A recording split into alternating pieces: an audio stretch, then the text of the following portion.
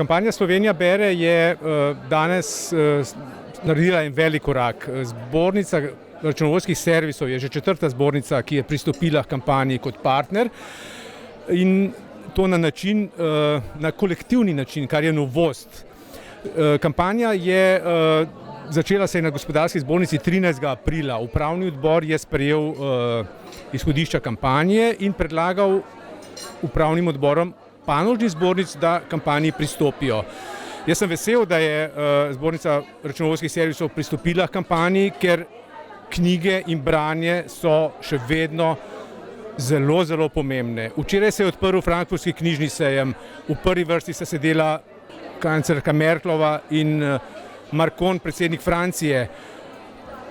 Nova francoska vlada ima v svojih vrstah 9 članov, ki so avtorji svojih knjig.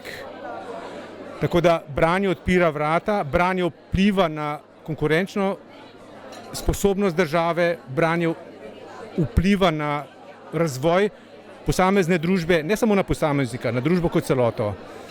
Za organizatorje kampanje je današnji dan praznik.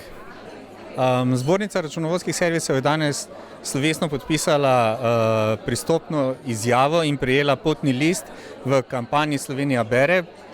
V zbornici računovodskih servisov smo se odločili za slogan Računovodje ne beremo samo zakonov, kar se mi zdi zelo primerno glede na to, da od računovodij zahtevamo splošno razgledanost in če hočejo nastopati kot svetovalci, morajo imeti tudi širino, ki jo vsekakor dobijo tudi z knjigami. Predvsem si želimo, da bi naši člani oziroma računovodski servisi ustvarili recimo temu polico knjig, kjer bi lahko te knjige menjavali med zaposlenimi in dalje tudi med svojimi strankami in naročniki.